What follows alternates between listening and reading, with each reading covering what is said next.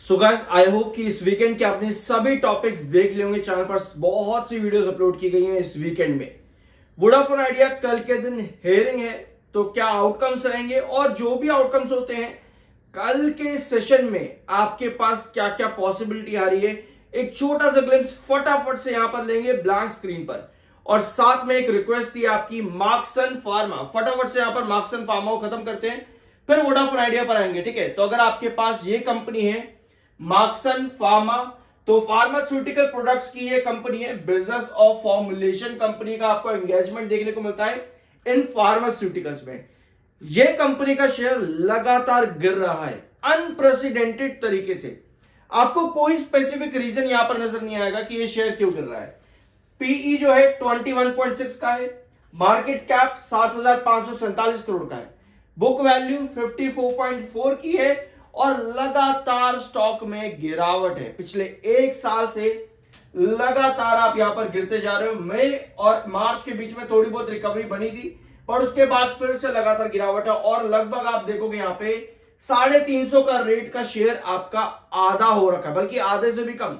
इस समय 160 के पास ट्रेड कर रहा है। भैया इस गिरावट के पीछे के रीजन क्या है? क्या कंपनी के नंबर्स खराब आ रहे हैं? भैया ऐसा तो इतना नहीं है, कुछ नंबर कंपनी के खराब नहीं है, रेवेन्यू कंपनी का ग्रोथ पे ही है। रेवेन्यू स्टिल कंपनी का अच्छा खासा इंक्रीज हो रहा है। ओपीएम परसेंटेज भी कंपनी का स्ट्रॉन्ग है, 16% 18% के पास का। टैक्स परसेंटेज भी कंपनी का उतना ही चल रहा है। लेकिन पिछले 2 क्वार्टर में कंपनी की प्रॉफिटेबिलिटी में डिक्लाइन आया है। प्रॉफिटेबिलिटी में कंपनी के डिक्लाइन आया है पिछले 2 क्वार्टर में, बस इतनी सी खराबी है। नंबर्स या कहीं पर भी आपको इस कंपनी में कोई दिक्कत नजर नहीं आ रही है। दिक्कत लेकिन एक जगह पर है, छोटी सी दिक्कत है, ज्यादा बड़ी कोई दिक्कत है भी नहीं।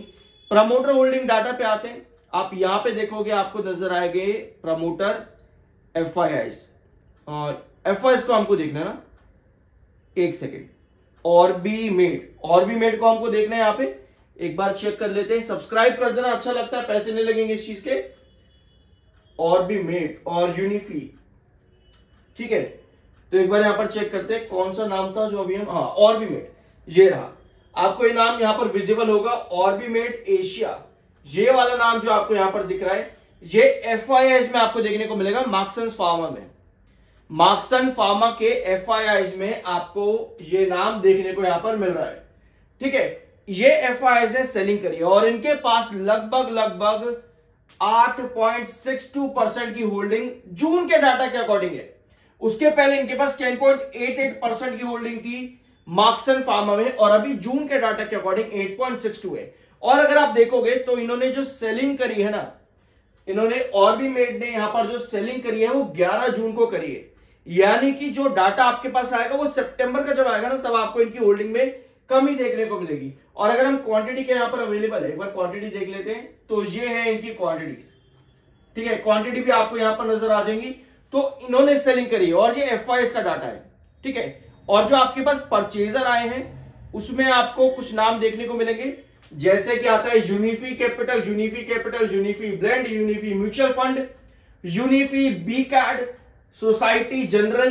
तो कुछ नाम आपको देखने को मिल रहे हैं जो कि 11 जून और 28 जुलाई को ऐड हुए हैं मार्क्सन फार्मा में। ये सब बायर है, ये सब बायर है। अब अगर आपके किसे सेलिंग करी यहां पर, अभी एक बार फिर से आते हैं यहां पे एक बार, ऑर्बिमेड ने अगर यहां पर सेलिंग करी है, क्वांटिटीज कितनी है इनकी, ये क्वांटिटीज है, क्वांटिटी काफी हेवी है, लगभग 1,27,73,000 ये क्वांटिटी ऑर्बिमेड ने सेल करी है। और ये सभी क्वांटिटी आपके नए बायर कहीं से एंटर हुए हैं जिन्होंने ऐड किया है। 72,41,000, 32 लाख, 30 लाख, 4,14,000, 5,94,000, 30 लाख, 5 लाख, 9 लाख, 4 लाख, ये क्वांटिटीज कोई और ऐड कर रहे हैं यहां पर। अब ये कौन है? यूनिफी कैपिटल, यूनिफी ब्रांड, वो आपको सितंबर के डाटा में नजर आएगा, क्योंकि अभी जो आपके पास डाटा है ये 11 जून का है और अभी तक यहां पर अपडेट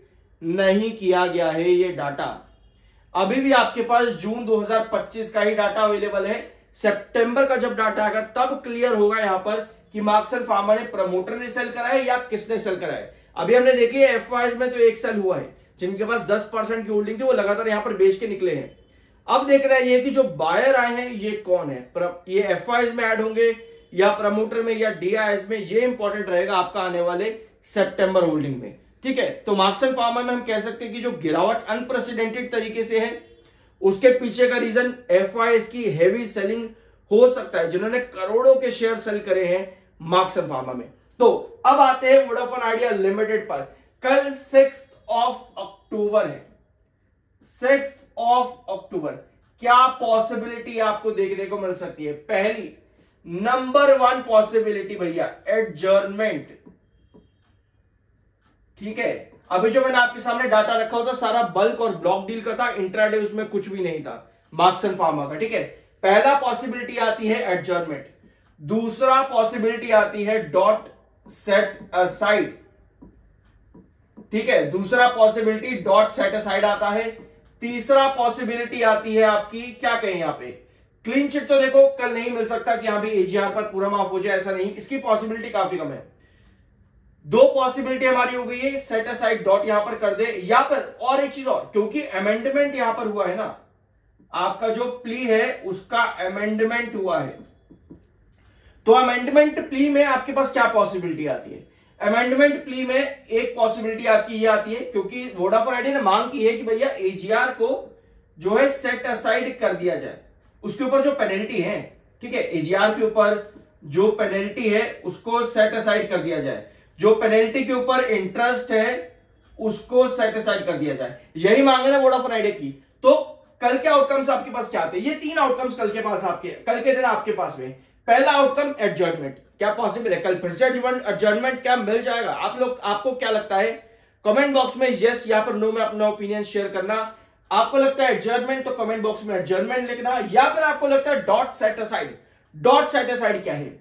डॉट सेट असाइड मतलब कि जो डॉट ने नई कैलकुलेशन ऐड करी है, लगभग 9000 करोड़ के आसपास का मालना, नया अमाउंट 9000 करोड़ के आसपास का ऐड किया है।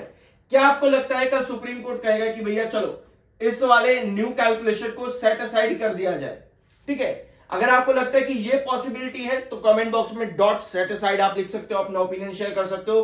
तीसरा ओपिनियन आता है सबसे बड़ा अमेंडमेंट का, कि भैया जो अमेंडमेंट वोडाफोन आइडिया लेकर के आया है, एजीआर के इंटरेस्ट भैया नहीं चुकाना पड़ेगा हमको, पेनल्टी, ये 2 चीजें आपकी, यानी कि नंबर 3 जो आपका यहां पर है, इंटरेस्ट और पेनल्टी को हटाया जाए। यानी टोटल अमाउंट ये कितना पता है? 45,000 करोड़ का, 45,000 करोड़ का ये टोटल अमाउंट है। अगर इंटरेस्ट और पेनल्टी को यहां पर हटा दिया जाए तो एजीआर में से 45,000 करोड़ माइनस हो जाता है।